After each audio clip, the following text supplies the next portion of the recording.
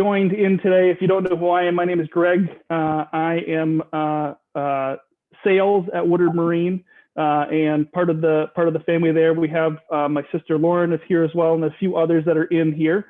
And then so we're going to be, just going through some questions. When you have questions and pop up, that's what this is all about. It's really about interaction. It's going to be about getting the tips and tricks before the season starts, or maybe something that you want to, do in the next 3-4 weeks. We'll probably take a poll on when the ice might be out. We'll see what happens here.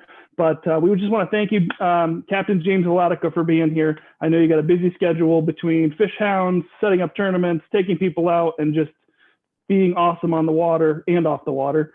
Thank you for spending time with us. No problem. It's you guys are so good to me. I mean, anytime, it's kind of nice to have Woodard Marine in the background here at 5 minutes away when I need something, and you guys will go above and beyond to take care of me. So anytime I can come help out, I'd always going to be there for you guys, and I truly appreciate it. Yeah. And it's neat. Lauren and I, a little backstory, we went and got our driver's licenses together. So our birthdays are the same. So the tree goes way back. Slaters, go Slaters, right? So so I'm Captain James Vladyka, and owner operator of Fish Hounds Outdoors Guide Service right here in good old Benson, Vermont. Been guiding stuff since 2000. And my parents thought I was crazy, thinking it was another one of my things I was going to do. And then when they started having outdoor writers and TV crews come to their house, they said, "Oh, this is getting real." So it's pretty cool. I've been fortunate enough to take some pretty awesome people out in the fishing industry. And if it wasn't for some of them, like Dave Gens, the ice fishing guru, the godfather, I wouldn't be where I am today. So he's really helped me do a lot of stuff. And with that being said, I've made some pretty great contacts in the fishing industry and got to do some cool things. And with that, I've learned a lot from the people that I've been around. And I think we're going to talk about mapping here a little bit. So whether you're a boater or you're a fisherman or you like watching birds or anything, if you're on the water, Navionics mapping is just something that you should have on your boat, not only just for a tool, but as for safety purposes. And the neat thing is back in the day, Navionics used to be, on a chip you could put into your chart plotter. So if you were fortunate enough to have a chart plotter that took an SD card, you could put one of these chips in there and have the maps of where you are, as long as that lake was mapped. And so skip ahead to modern time. Now, our cell phones, that most every one of us have a smartphone nowadays, or somebody in our family does. You can go online to the App Store, just like you go download Candy Crush, and you can download the Navionics Boating App. And there's so many features on there that you could use. For instance, when we have the fireworks out on Bomazine, coming back at night, it can get a little dicey on the lake. There's a lot of boat traffic. Sometimes you can't see. And you could literally pull up this Navionics app, whether you have whatever size boat. You could have a little kayak, a rowboat, all the way up to a big cruiser boat, or one of those good old wake boats that we love as fishermen on Lake Bomazine going by us. And you can pull this up and you can navigate safely back home and see, you can follow your trail. You can put a trail on that and follow it right back home. You can see where all the islands are and stuff like that. Other cool features that are on there is you can see the contours of the lake. So if you're a fisherman, or you want to go swimming and not jump into a bunch of weeds, you can look at that and find some deeper water. And that's a pretty cool thing to do. And a few years ago, we teamed up and we put some, units on your guys' pontoon boats, and you guys drove them around with your cell phones open and put some contours on the lake. And I know I did some myself. And it's funny, though. It does kind of seem like the mapping's really good from the marina to the lake house, though. It just seems like that's the best mapping on the lake that's most accurate. You told us to take our time. I don't know why, but that seems to be the best mapping there. Maybe stop over at the edge. Oh, it used to be the Edgewater, now the Bomazine Lodge. Yeah. So there's other things you can do on there if you're out fishing, or you're out maybe bird watching, or you see something cool. There's up in the top corner of that app, you can actually hit a camera button and you can take a picture of something that's out there, and not only have that picture there, but it'll actually record that location where you were with that picture. You Sure. can put a bunch of information on it. You can say what it was. You can say if it was a fish or anything like that. So you can download those waypoints. You can see the navigation. You can see all that stuff right on your cell phone. So I would encourage anybody, to do it. I think right now, I think it's under $20 for the app, and it's a game changer. It really is. And ice fishing, we use it. We got the tournament we're running this weekend out there, and you'll see everybody that leaves in the morning, they're going to be sitting there looking at their phones, driving to that spot where they found those fish. They got a mark so that they know right where they're at. There's a free version and there's a paid version, so you can get in there and get the free version. It's powerful. There is content on there, and I hate to point it out for what you do, but there's actually content on the map that shows specialized habitat or what species you'd expect to be in that habitat. And if you're on Champlain, you've never been on Champlain, and you're going to hit up Farnham Bay or whatever it is, you can actually see, hey, this is obviously some bass habitat, but there's some other places they'll even tell you yellow perch, which is really, really neat on there. And it may even come in handy when you're ice fishing as well. Another thing that's very handy about it is, say you're out on Lake Bomazine, say you're up, you're a tourist, you're up doing Lake Bomazine and you run out of gas or something happens to your boat while you're on the lake. You can literally go on there and it'll show you from the closest to the furthest marina services and different things on there. So all that information is on there too. So another feature where you could look on there and go, oh, Woodard Marine, and and then they'll have your contact info. You can literally just push the button. You don't even have to look any further. You just click it right off the app and it's going to dial you right onto there. So they'll know that you guys have a gas dock and things like that. So there's just so many different things with the mapping. And, we're talking about the app. Go ahead. Oh, no, I'm just going to say, if you're just joining us, we're talking about Navionics, and some couple of people had mentioned that on there. So we're talking specifically Navionics, the app on the phone, as well as the chip that you can put into a fish finder, like a Humminbird or a Lowrance or whatever you might have. So go ahead, I'm sorry. Yep. Now Garmin has actually bought out Navionics. So Garmin used to be standalone. They would just run their own, charts in their unit. And it was kind of, subpar. I mean, some places were good, other places weren't as good. But now that they bought out Navionics, they actually have their blue water chips. They go right in their units. So now they're actually got up there, and they got the Captain as well. So there's, all the different units now pretty much take these charts. So with that being said, there is a competitor out there, and that's called Lakemaster. And Lakemaster is kind of like a Humminbird thing. They do their own thing. And back in the day, it seemed like out here, Navionics was great, the ocean and everything. But if you got out to the Midwest, Lakemaster was just 1 foot contours, and it was really accurate. And actually, it was more accurate than the Navionics before we really started expanding. And why all the maps are actually getting better now is because there's something called Sonar Chart Live. And both mapping companies actually have their own versions of that, including Lowrance. Lowrance now has their own version of it with the C map. So if you have a fish finder and it happens to be, maybe one of the more modern fish finders, and you have a lake at home that you say, hey, I wish I had, better contours here, or this isn't right, or something like that. You do a little bit of research, you might possibly be able to make those maps better right on the unit that you're running in your boat. And that's something that's kind of neat.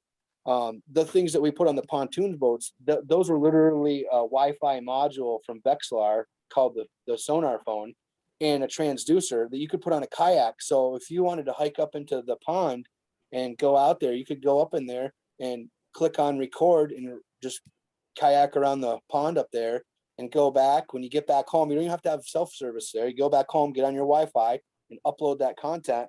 Depending on how backed up they are, 2-3 weeks later, guess what's on the map? All those contours and stuff. So it's pretty neat, the technology. And with that being said, all these mapping companies are just getting better and better and better and better. So depending, it doesn't matter what company you're using, your maps are getting really good now. And there's slight edges over the other ones, and the only people that are really going to notice that are the people that are really using all those extra features, maybe really need those 1 foot contours. We're up on Lake Champlain fishing those humps for the lake trout or jigging perch or doing something like that. It's very important to know where all those 90-foot humps are in 170, 180 feet of water. And the more accurate you are there, the more successful you'd be. But if you're just pleasure boating up through there, you need to see the buoys, the markers, and where the shallow water and stuff is. So it really doesn't matter. Everything's going to work good for you. So we do have a we do have two things going on. We're talking about the app-based. There we go. We're talking. He's got the charts up there. We're talking about the app-based information, and then we also have what's going to be on your head unit, your fish finder, your locator graph, whatever you want to call it. Are those syncable together, or are they two separate systems? You know? Yep. So now you actually can link those together. And what it is basically now with the Navionics, you would go in and you'd have a login. So now when you buy that chart to put into your unit, you're going to come home and there's something, you know, for 365 days, you're going to get the freshest update. So that means that you could go in, say I go out in the water today and I do some Sonar Chart login. Well, in a couple of weeks, that's going to be on there, and you may have, you know, already updated your charts, and that's not going to be on yours. So you could go and put that into the computer and update all the fresh stuff. So there's people out there, and then there's people that just love to do that. There's some retired folks that are out and just that's their thing they're doing right now. They're just trying to make maps as best as they can, so you can take advantage of that. So when you log into that, you're actually connecting to. So if you drop a waypoint on your phone, now it could be on your chart putter and vice versa. So let's go back to that screen sharing. If we can pull that screen sharing back up, that's awesome that we're able to do that. There's something called, if you want to get a little taste of this, you can go to the navionics.com website. It's just navionics.com website. And you're going to see where there's a web app. And what that web app does is that's free. So all the stuff that you're going to pay for your phone or for that chart plotter, you can go on and take a look. So you're like, I live up in Maine. Is Sebago Lake, is that on there? So you can go onto the Sonar Chart, go up to Maine where you're at and zoom in. And so if you go back up to the top, you should see, they always change this website. So let's see if I can look in here. Up at the top, what's it say? You got chart viewer, my card, sport, podcast. So go to that chart viewer. Yep, click on that. And as you see, it opens it up. So let's zoom into Lake Bomazine. So you can roll with your roll dial, and it helps you get in there faster. Oh, I'm putting them to the test. Who am I putting to the test? Is this Chris? Yes, and I live in New York, but I got it. That Glen Lake right there. There's good old Obama. Yeah. So scroll in there. Scroll in even closer. Okay, so you can see, let's go up to Bomazine. You can see there's no contours on there right now. So now you're going to go over to the left-hand corner, and you're going to see there's a little circle way in the left-hand corner of your screen. Click on that. Now it says Sonar Charts. Click on that and watch the magic. Wow. Bingo. Super so powerful. You go. So that's the Sonar Chart layer. So now you can zoom up, and you can go down there and, you know, find the marina, and you can find the islands. You can see the depths. You can see all the humps that are out there. And for anybody still using MapQuest, you can print that off, right? Yep. Yeah, so you can totally map that off, and you can actually find your coordinates on there. If you double click on that, you can pull up and find where your coordinates are, and there's a bunch of things you can do. You know, you can't obviously pull that up on your phone and run with your heading on there like you could when you have the app, but it's pretty neat to be able to pull that up and see all the contours and the stuff of the different lakes. And you could, so the tournament's this weekend there on Sunday. So we could sit here right now and scout out some spots that Saturday, say pre-fishing is on Saturday. So we could go there, zoom in and go, hey, this is a nice 8-foot weed bread, or this is a nice deep hump. Maybe the perch are here, or maybe I'm going to find that $500 IBass fish there. And you could do some scouting, and then on Saturday, go out there and head out to those spots and then do the real work. But you could do some homework while you're sitting in your hotel room or right on the couch. So anybody have any questions about the map? And I know we kind of, you know, we're a lot of content here. We're just jumping around and going through this stuff and throwing a bunch at you. But does anybody have any specific questions about it? You could go up into the Q&A or. And let me just say, if you do have a question, this is probably the right time to unveil the. Whoa! If you have a question, if you ask a question, you can also get a chance to win a prize here on the special Zoom meeting. We do have prizes that are up here that consist of a $25 and a $10 Woodard Marine gift card. Of course, you can win a Woodard Marine hat. Pretty slick right there. You can win you can win, excuse me one second there. You can win a shirt. Now these are pretty awesome. These are Dry Wicking Performance SPF 50 shirts with Woodard Marine on them. That one's medium, so it's not going to fit me, so someone has to win that one. And I don't know if this is on here too. Yeah, the mini tote. So, Nice. You know, that's perfect for grabbing a 6-pack of anything you desire. So if you do ask a question, you know, you're going to get a chance to spin the wheel on there, and I'll be your proxy tonight. So I'll make it unfair so you win big stuff. There is a question box for everybody. So just if you don't know where the question box is or you're new to Zoom, just scroll down. You should see it right on the bottom. And I think we just got one in, Greg. Yes, we did. From Vanimal Gaming. It is said there are lake trout in Lake Bomazine. Are there any? I've never seen one. I've heard people. So if you're on one of the the Lake Bomazine forum, or you're on one of the other Facebook forums, there's a lot of joking going on right now because there's a lot of spot burning on lakes with different fish going on. So if you happen to be on the Lake Bomazine thing and you see somebody say they got 4 Lakers about a couple weeks ago, they're just pulling on your shirt tails a little bit. So I can't say for sure there's not. There's a lot of different fish in a lot of different places. I mean, many, many years ago, I believe they actually put walleye in Lake Bomazine and it never did anything. So it's to say that there may be a lake trout in there, that's possibly. But if you go to target them there, you're going to have a lot of long days looking for one. The other thing I was going to say too is landlocked salmon. So the state used to put up, these are the species that are in certain bodies of water, and for many, many years they did list lake trout and landlocked salmon into Lake Bomazine. I think because they had to introduce them at some point in time, or they had evidence of that. But I have never seen a landlocked salmon, and I don't know if the current Fish and Wildlife magazine has it in there, but I remember both Laker and landlocked salmon being listed in there. Great question. Go ahead. Don't forget Jamie. the wheel. Yeah.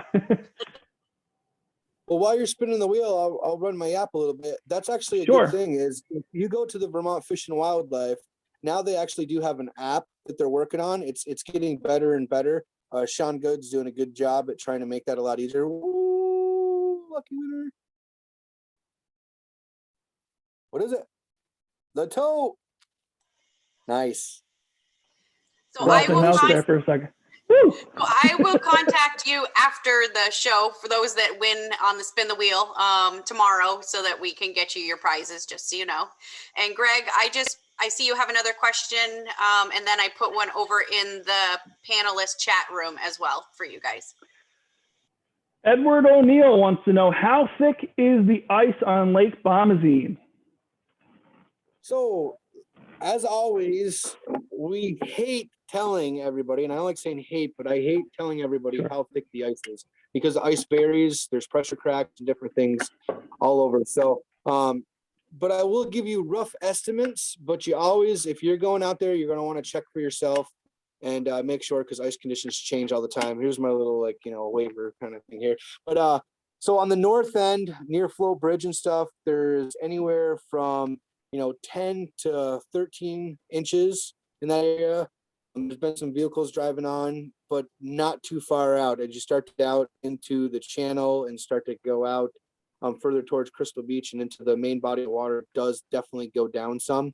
So, most of the lake has at least 10 inches of ice on it, but there is some spots you want to definitely check the shoreline. Be careful around the shorelines, the rock points and stuff, but the lake is pretty good and pretty safe for travel. Definitely foot traffic.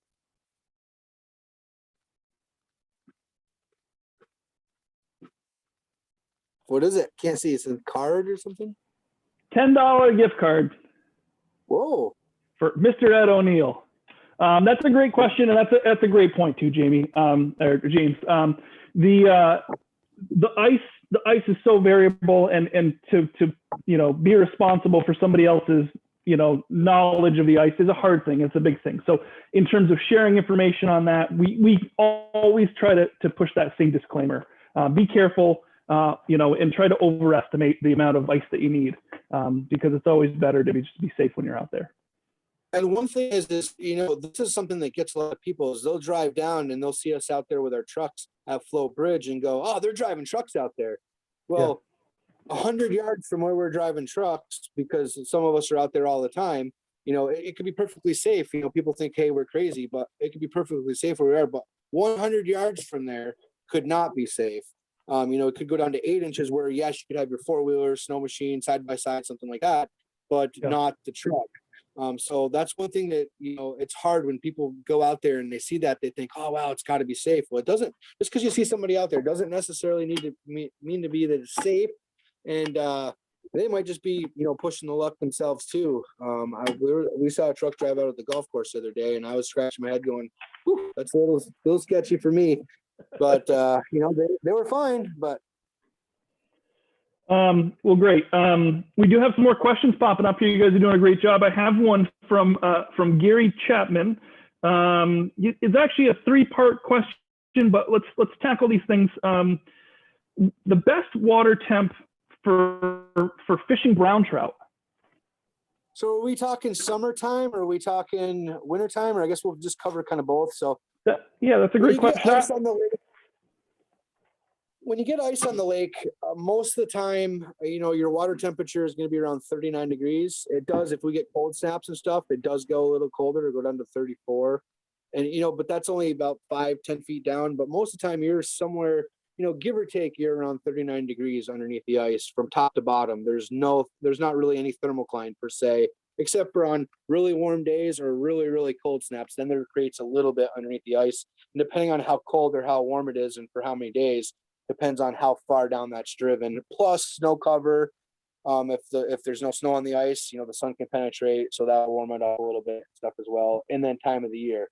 So if you're looking for brown trout in the wintertime, you're more or less looking for, your rock edges, your points.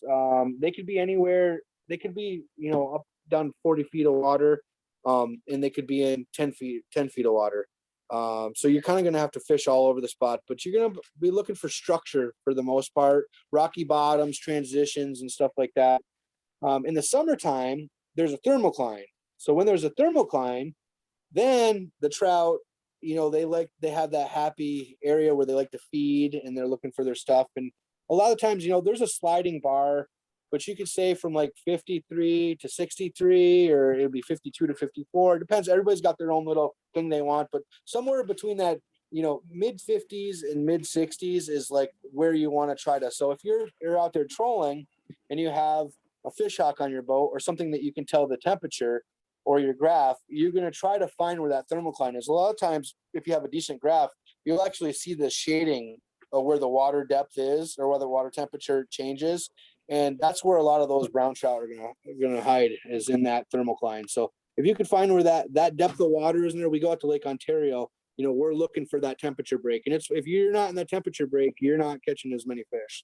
And once you find a happy temperature break, fish it, because no matter where you are, if it's that temperature, and that could fluctuate too, because the underwater currents, could change. It could be a little higher, a little lower. But if you could stay at that at your fish hawk on your probe, you're going to catch more fish. What's the second part? Great question. From second part was recommended rods and reels for trolling. So it's a trolling specific question. Obviously, he's looking for the trout, and there's a lot of different ways to do that. Okay, so it depends. If you're going to be trolling out the back of the boat and you're using maybe dipsy divers, you're going to be using the dipsy rod.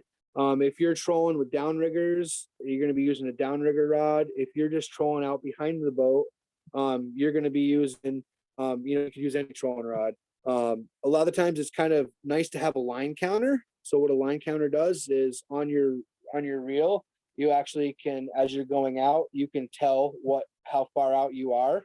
So if you're using a certain lure, you can tell how far it's going to dive.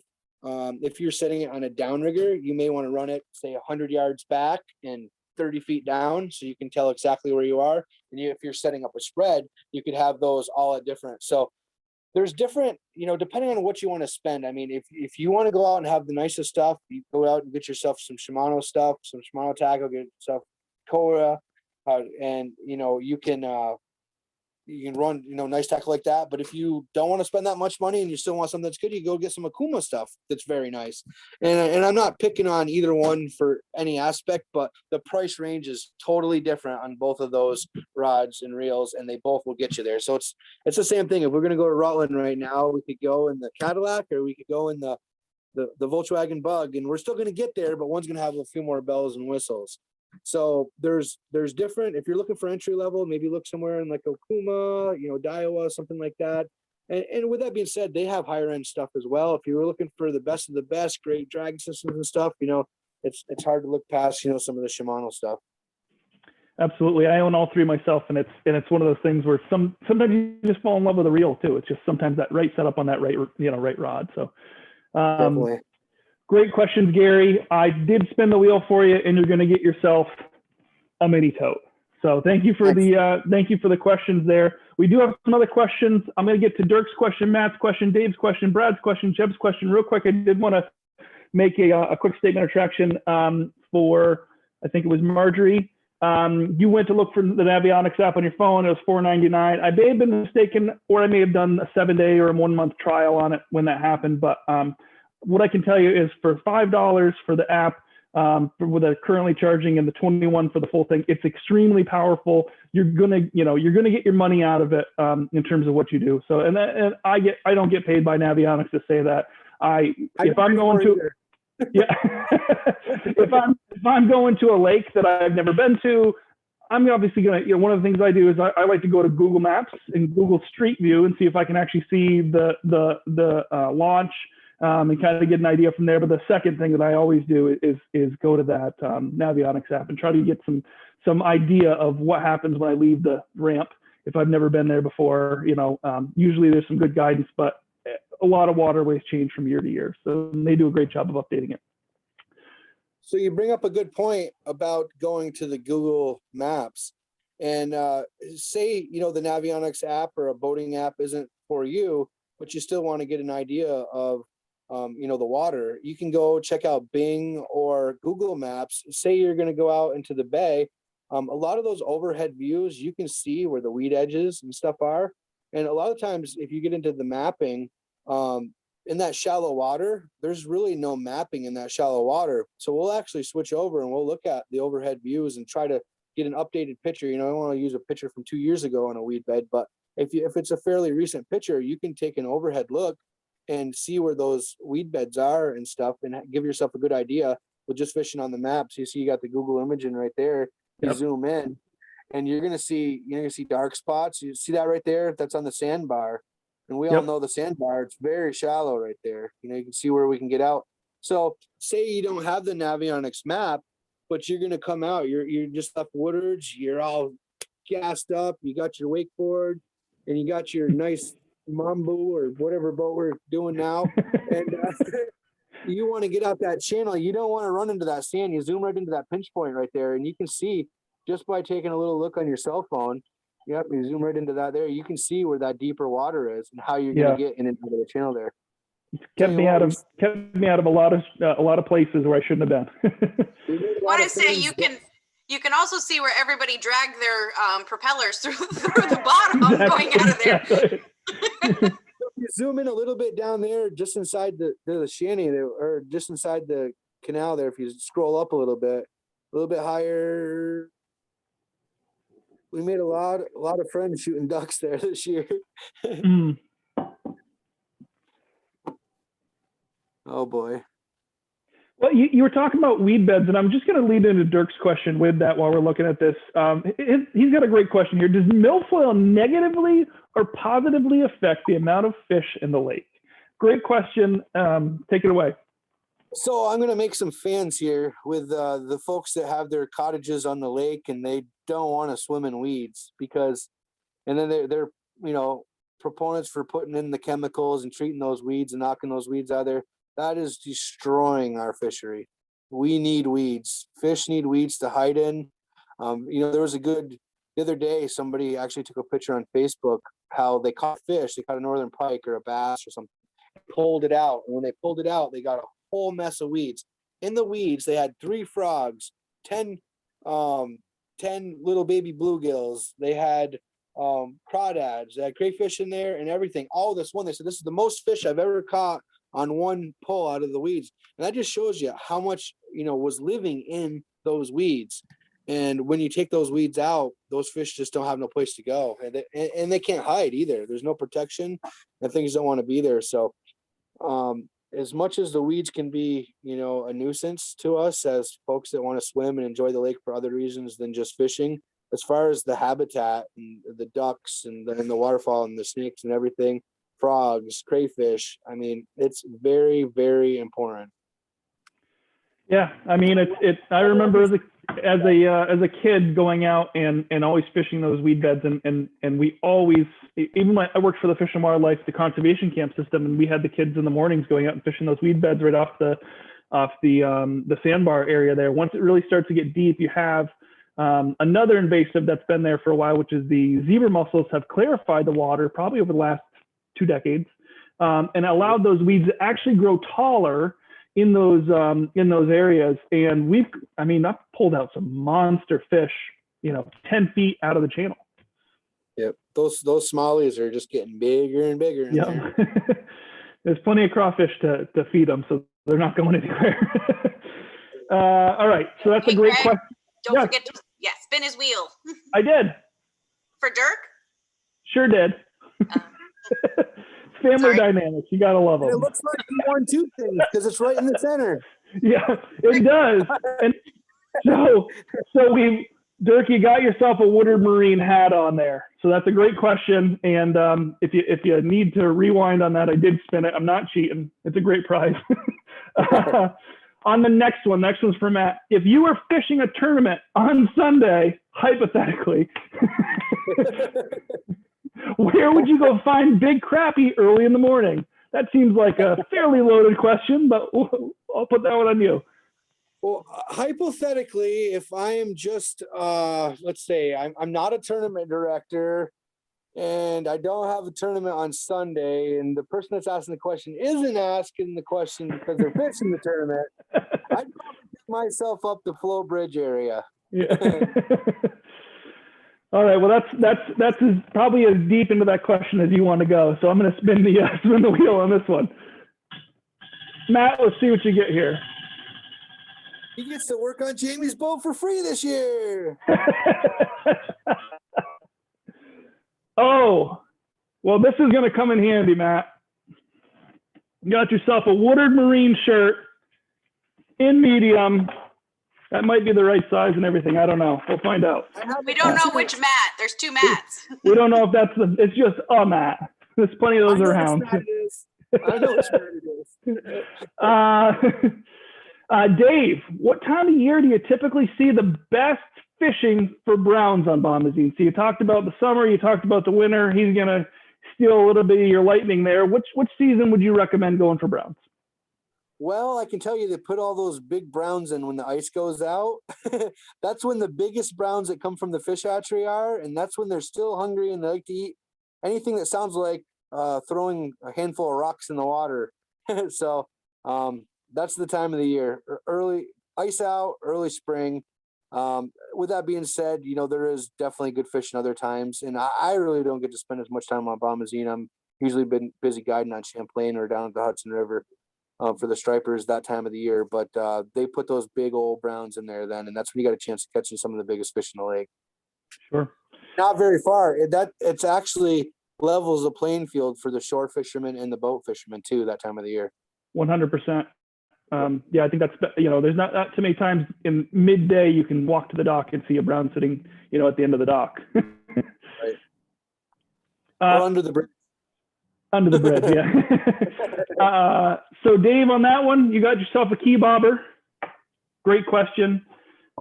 And the next question is actually from Brad Nadeau. What tips would you offer people fishing on Bomazine for the first time, early spring, summer? what's, some good tips just for Bomo in general?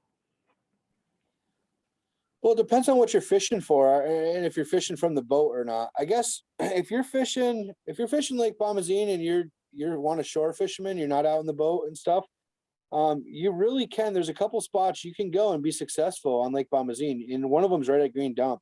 You can literally go to Green Dump. There's a good drop off there, right at the point where the dock is, where you go out, you fish right on the end of that dock. One thing is just keep in mind that if you are there and there's people boating, get out of their way, because you're going to make no fans and no friends of that.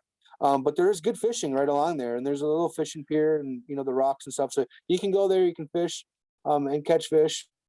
Where do you like to fish from? I get all these polls too, so I'm having fun answering them. I like to be out on the boat until about 9:30 or 10 o'clock when all the wake boats come out, and then I like to get off and go to another lake. Well, and I'll tell you too, there's a lot of guys that's just in general what their timing is, anyway, those early feeding hours. There are some really great websites to check for feeding hours, in terms of what's recommended. That's not always the case, but they do pretty good with that. And obviously with moon phases, all that kind of fun stuff. If you were fishing from a boat, let's say, and you're casting, would you have any recommendations on, edge of weed beds and shelves and stuff like that, or even just let's say within 100 feet of shore? Definitely. So 2 more spots from shore. First, I would say get up to the float bridge area and fish off either side of the float bridge. Yeah. And then, spooners as well. And then if you get down, underneath the bridge, all those are pretty good shore fishing spots. With that being said, depending on what time of the year it is, you might be going to those spots with the boat around the islands, the drop-offs, the weed edges, and any of the humps that come up. There's some decent humps there. And you get out to, Cedar, and there's some, rock slides there. That's a good spot. And all along Route 30 can be some really good perch fishing there too. So in the spring of the year, those perch come in along Route 30, so you can go there and have a lot of fun with perch and bluegills, just fishing just back off the weeds, and those fish are there. And just a good old night crawler and bottom rig or a jig and just cast it out. So as a newbie, I'd say that's some of the things that I would do. As as an early season thing too, it's a reminder that there are fishing seasons, of course, but there are open seasons year round if you're just doing catch and release. And the bass can be pretty active when they're on those beds of being pretty aggressive. So right in those first weeks of June, last weeks of May, stuff like that, you can get some fun topwater. You can, and to be honest with you, you're kind of, when I fish, I'm a faith-based fisherman sometimes. I'm not looking at the graph. I'm not, I'm going to, if I've got time in the water, I'm going to cast everywhere I can and see what's there, but I also don't have the success that you're having when we're on the water. But, just getting out there in general is important for me. Have fun with it. That's the main thing, right? When the water's cold, chase the warm water. All those fish, when the ice goes out and the lake's still cold and the back bays are warming up and stuff, that's where all those fish are going to go. Just like we're talking about with the trout, how they like to feed and they're more active when the water gets warmer. Everything likes warmer water. Plus, a lot of those fish are going to be spawning that time of the year. So those fish are going to be coming in to go spawn. So that's why you're going to be looking for that warmer water, and you're going to be looking for those fish that are coming to spawn. After that is when they head back out and the water may be warming up, where they're going to be looking at, hiding in the weeds or staying cooler or stuff like that. So those are a couple things to keep in mind too, depending on what season it is that you're going to get out there and go try to catch those fish. A lot of locators have, temperature on them, and it's surface temperature within a foot of the surface, let's say. Any tips or tricks for somebody who is looking to test the water a little bit lower? Anything besides, a live a transducer that might go a little deeper or something like that? Plug your nose and do a pencil when it gets cold. So the fish hawk that we use on our trolling, on our downriggers works. And something that's, kind of overlooked is if you're an ice fisherman and you have an underwater camera, a lot of those underwater cameras, which is funny because in the winter, I was telling you the water temperature is pretty much the same.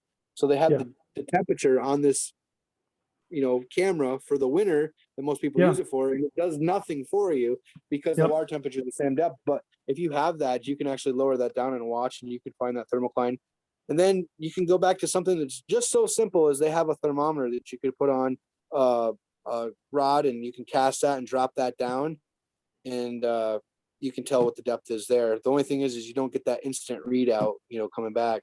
Look at the power poles. Hey, who's that handsome guy? Hey, That Greg, is Andrew. don't forget your wheel for Brad. Okay, I think I already spun it, but I'll spin it again. Oh, I don't have it written down. Sorry.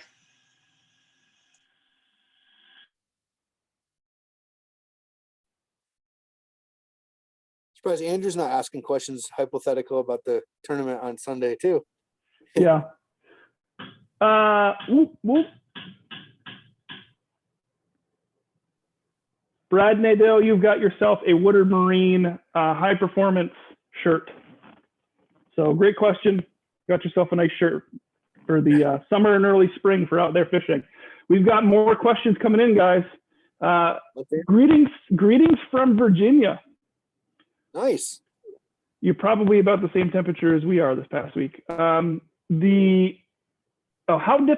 difficult is it to get live bait this year? Well, you can just head right down to Tom's Bait and Tackle, and you can get all the live bait you want. That's our local bait shop, and definitely get yourself in there. If you're looking at trapping bait, now you need to look into getting yourself a bait fish endorsement, which is something you can go online and take a test and do that. So if you're looking to trap your own bait, make sure you do go to the Vermont Fish and Wildlife. You do have to purchase a bait fish endorsement and take the test to make sure that you're not catching and keeping anything that could harm any other bodies of water or transferring it into the wrong spots. But I would just suggest going down, see Robbie down there at Tom's Bait and Tackle. It's been there forever. He's doing a good job at keeping Tom's shop going. Evan Eicher raised all of us, and I tell you, it's good to see the shop still going. 100%. They do a great job, and I've seen them on Facebook. If you aren't following them on Facebook, please do. They are posting every time that they're getting a load of bait in, and doing a lot of great stuff down there. Of course, that's where everybody's stopping before the tournament, so you might be able to pick up a tipper there as well. So they just actually put $200 in on the largest smelt category. So above whatever the entry fees pay out for money, they're throwing $200 on top of that. So somebody that comes and fishes the tournament on Sunday and catches a smelt, probably going to win for the largest smelt on Lake Bomazine that day. They're going to probably win $400 or $500 for a smelt. That's awesome. That's big money for a smelt. We're going to be at Tom's Bait and Tackle 4:00 on Saturday, actually, signing up pre-registrations for the tournament. So if anybody does want to come fish the tournament, they can stop in or ask some questions or see some more, or just come into Tom's Bait. And if you want to get geared up, or you're looking for some tackle or something, I can help you out while I'm there, completely un-tournament related. They got a lot of stuff there too to help you get geared up. So real quick, that was a key bobber on that one for Jeb, and we're going to get a question from Jack Wagon. You should ask who Jack really is. I think Jack is the one fishing with Matt looking for the tips on Lake Bomazine. Before we get to Jack's question, I did want to mention we're talking about a tournament. I don't know if we've actually talked about the Champlain Valley Hardwater Tournament Series is putting on a tournament. Jamie, just touch base on that because we've been talking about this tournament. If somebody doesn't know what that is, let's fill them in. So yeah, this was supposed to be our 10-year anniversary of the Champlain Valley Hardwater Tournament Series. So I guess since how we're only doing one tournament this year, the good old COVID, we're gonna call it the 9.5 or 9.25, I guess. So we run a panfish tournament series where we go all up and down Vermont and pick different lakes and locations, and we have anglers that come from all over the place to come fish it, and we take 6 biggest panfish. So the contestants will come. Just a little quick rundown: as you come in the morning, and between 5 and 6, you sign up, you line up, and we gotta get rid of this thing here. Do you like fishing? No. What kind of question is that? Softball. You come between 5 and 6, you sign up. Then you get in line, first come, first serve for the line. And we have a rules meeting and a shanty inspection. So unlike some other tournaments where fish could possibly be caught and kept or someplace else, everybody's got a fair shot head to head. We check out everybody's shanties or their machines or whatever it may be. We're looking for the 6 largest panfish. You keep them in a bucket of water, no frozen or dead, discolored or any kind of fish like that. They got to be alive and swimming. So you'll get a tournament pail at singles or teams. We're looking for crappies, perch, bluegills. You got to have 6 of them in there, but it can't be more than 3 of one species. So if somebody finds really big crappies, they can't just go bring 6 crappies and they got to still find some bluegills or find some perch. So it really makes it so if somebody's on that good spot, they can't just sit there and catch those fish and block it out from everybody else. Once they catch their fish, they got to think, well, I got to go get something else to get to the bag. We always run these little extra things, as you heard about the smelt. So we have something called lunker. And the funniest thing is that everybody thinks a lunker being this big fish. Well, we've done shiner before that's paid almost $1,000 before. Wow. And it's an extra little buy-in. It's $10 per category, and you don't have to do it. So if you come fish the tournament, it's $75 for a single or $150 for a team. Usually it's actually $60 and $120, but we're doing one this year, so we upped the buy-in a little bit just to give a little bit more money to pay out for the one time. And then there's something called bonus bucks where you could add another $40 to if you want to. And what it is the person that has that buys into that wins that extra money. So it's winner take all in that. So you could actually be in the tournament and win first place, but not get into bonus bucks, but be in 5th place and be in bonus bucks and still win that money. Or a lot of times if you're in first place and you win that, and then you have that too, you win that money as extra. And then we pay out 3 places, and we have really nice trophies that we give away. And you ask, the money's nice, but you ask most of the people there, they're looking for the wood. So we got these nice wooden trophies and stuff. And that's the one. The money's gone, before you get it. And the trophy is something that you have forever. And when we do our regular series, we have WWF belts that we have, and a couple of the boys, took them home last year. And it really has grown to be a huge family, and it really is. And that's one of the biggest things that messed us up with all the COVID restrictions this year is we didn't get to see our family this year. So it's a bunch of people that all get together. We have dinner the night before, and everybody goes and pre-fishes. Then they go out and they put on their game faces and go head to head. And when they're done, we're all back at the launch, eating hot dogs and pizza and having fun.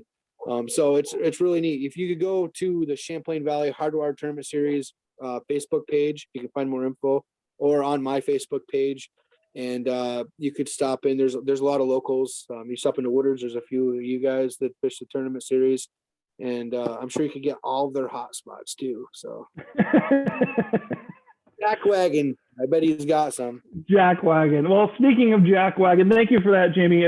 Honestly, to be honest with you, when's the last time anybody's been able to get to the casino? That sounds like better odds at the casino, if you ask me. Definitely. Jack Wagon. Jack Wagon wants to know, what's the best water temperature to start fishing perch in spring?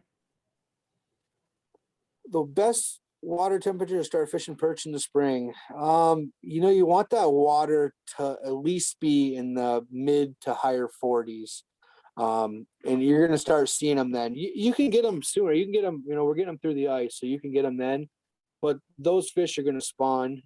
They're getting ready to come in and they're going to spawn. So, you're looking between, you get into the lower 40s up into the mid 40s, then the higher 40s and the 50s. And now you're talking about those fish coming in and spawning. So that's what you're going to be looking for if you're looking for spawning fish.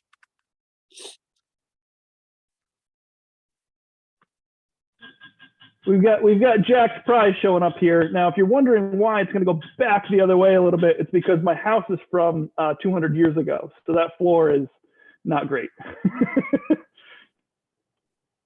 Do you own a fishing boat? Of course. Of course. Yeah, of course. You know why? Because every boat's a fishing boat. That's right. Thank you for that question, Jack. We've only got a couple more minutes here, so we're gonna go through here. We got a question about what bait do you recommend for newbies. I'm gonna actually double that up with another question from a random guy named Bob. I don't know if we know any Bobs, and he's asking about shrimping in fresh water? Or can I shrimp in fresh? Oh, you know who that is? That's Bob Woodard. Bob. Bubblegum shrimp. You're in Florida. You can keep shrimping in Florida. What bait do you recommend for newbies? There's nothing better than a bobber in a night crawler or a bobber in a minnow for a newbie. It does all the work for you, and you get you out there. Or a split shot and a bobber and a hook, or a split shot and a hook. That's probably a great way to start. With that being said, there's all kinds of awesome soft plastic baits. There's crankbaits, there's trolling baits. You could go in there crazy, but if you want to go out there and throw a night crawler or throw a minnow from Tom's Bait on, and that you're gonna catch something. And worms and night crawlers are readily available a lot of places, as well as a lot of people's backyards. Most gas stations all around. Most gas stations, yep, in Vermont. You can get a turkey sandwich. Nothing better than going out and picking your own night crawlers at night too. You get a nice night or something, go out with the kids, turn the light on, and go find some night crawlers, or get the kids to. That could be a lot of first businesses selling night crawlers for some of the youngsters. Yep. Some states have lemonade. Vermont has night crawlers. Okay, so we got a few more questions rolling in here. I don't know if we'll get to all of them, but let's just get, what tips can you give me for fishing bass, my favorite fish to throw a hook at? Tips for fishing bass? Is that what you said? Yes. Yep. So, different tips for fishing bass, fish your weed edges, or fish in your heavy weeds with top water. Get around the islands. You can drop shot them in the deeper water. You can find the beds. So if you got the ability to have a boat and you got some good polarized glasses, get yourself out there, find where those beds are, and you can catch some of those fish that are sitting on those beds. That's usually you're catching early season, and you can catch some of your you drop it in front of them, they're usually mad, they're gonna bite it. So there's just a couple tips, pretty much your average. I don't really have any hot tips for bass fishing. We're usually fishing other stuff and let the bass guys get the bass, but it's pretty simple to catch a bass. So easy a caveman could do it, and they taste delicious. No, I'm just kidding. Nothing tastes better than a 5-pound bass. Anything with enough butter and crumbs on it and garlic tastes delicious. So yes. Well, that question came from Marjorie, who is fishing up in northern Quebec on Lake Matissimie. I probably pronounced. I was going to say Masswhippy, but I definitely pronounced that wrong. I apologize about that, Mark. Would Navionics work there? That's a great question, because some tips work in the United States and some don't, or apps. So go ahead. So there's a Navionics USA and Canada, and there's just a Canada. So when you go into your web app, if you do have a camp on Bomazine or something that you want to have both, you can get both. Or if you want to have one or the other, you can buy each one individually. That's great. So with that, I think we're going to wrap up the question and answer. Marjorie, let me just spin for you real quick. You'd have a poll of what it might be. Is it a free boat? Probably not a free boat. Oh, Marjorie, you got the key bobber. That's going to be great. It's a lot easier to send to Canada than a t-shirt. So, what are those last questions, real quick, Greg? Why don't you just read them all to me, and I'll see the Micro Machine guy stuff here. Honestly, I think we've hit everything except for what lure is best to catch pike in the summer. What lure is best to catch pike in the summertime? I like trolling with Rapalas for pike in the summertime. Remember, pike don't really like warm water, believe it or not. They actually like cooler temperatures. So early on, you can fish in the top water column for those pike weed edges. They spawn ice out or even under the ice sometimes. So as soon as the ice goes out, that's your best shot at getting those big pike that are in there spawning. After that, you can catch them anywhere until the water warms up. Once it gets into the heat of the summer, you're going to have to actually fish a little deeper for those pike. Yeah. So go from maybe a floating Rapala to down to like a deep diver Rapala or something like that. I'm a heat on guy, torpedo or a jitterbug or something like that right there at the, yep. Yep. And they love spoons too. They really do love spoons. Yep. And swim bait spoons. Yep. That's great. That's great. Well, I think that's it for questions. Let me just check the chat here. Anything else you'd like to add, James? No, I just want to thank you guys for doing this for everybody. You know, in these challenging times, it's pretty easy just to hang your hat up and just wait for it to all blow over. And I'm not a big fan of the just hang your hat up and wait for it to blow over. We need to adapt and we need to do new things. And I believe that you guys did a great job stepping up and doing this. And you know, I remember the first day many years ago when I went down and my dad helped me get my first boat. You know, at Woodard's, we got an Invader, and that was a game changer in my life. You know, I became the cool kid just with a boat. You know, we're on Lake Sunset skiing and tubing and doing all this cool stuff. So, you know, I want to thank you guys. You guys have always been family, you know, to me. And so thanks for this opportunity. And I appreciate what you guys do for our community. Well, we appreciate you, Jamie. I will tell you too, you know, I don't know if you want to hear this specifically, but next week we will have, is it next week either pontoon week or wake week? I think it's wake week for wake boats. And the week after that is pontoon week. So we're probably going to do this again. So maybe you can join us as an attendee. I'm sure you'll have plenty of questions about getting some relaxation on a pontoon boat at some point in time when you're not working. Yeah. So you got it backwards, Greg. Next week's pontoon week. So okay. Luxury, etc. Then wake week's the week after, but it's okay. They just tell me where to be. They put me in that place and say, this is where you're supposed to be right now. So I've actually learned how to throw that cross wake to knock that wake skier off their wakeboard or off their surfboard, you know. So when they come and they plow me and my clients off from that spot we were catching fish, I learned that if I just cross just in front of them, it throws just enough where they get a toe pick in there, like an ice skate. Just kidding. Yeah. That's why we separated wake week from fishing week. You know what? At the end of the day, we're all drinking the same beers at the same place. So, well, Jamie, again, we really appreciate it. Fish Hounds, you can check them out on Facebook. Of course, follow Captain James Vladyka on Facebook there as well. Instagram, he's always active. You're going to hear a lot of great things, not just now, but throughout the season and throughout the year. Thanks for coming, Jamie. Yeah, we do stripers on the Hudson. We do bow fishing. We offer crappie fishing. We do fully customizable, and we do fall foliage tours, as well as if you purchase something down at Woodard's and you want somebody to go give a test run with you, some electronics or something like that. You know, do stuff like that as well. That's how I actually met Bob, is going out and playing on his boat. And we did that one day, and the next thing you know, we're out fishing big lake trout. So definitely, you know, send a Facebook friend request, or, you know, look for some of that stuff. And don't hesitate to ask questions. We get lots of questions, and I always like to help out. So. Yeah, you're always there for it. And that's the thing, you know, it's all about sharing information.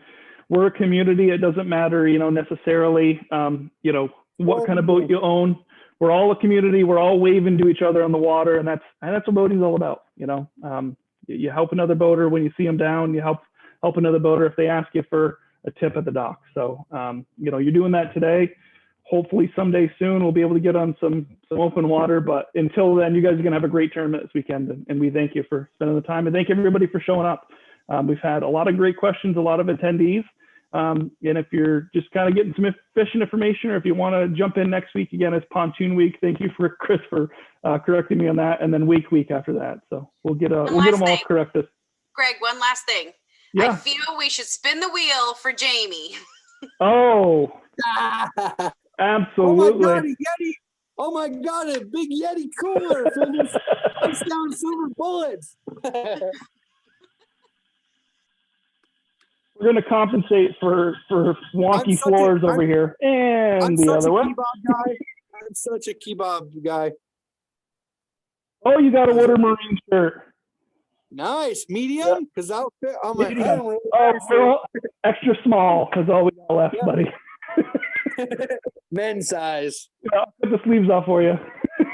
Awesome. Yeah, you got to do that. Yeah. I have actually wearing sleeves. That's crazy. You can tell it's still wintertime. Yeah. Awesome. All right. Thank you guys very much, and have a great night. Thank you, too. Thanks, everybody.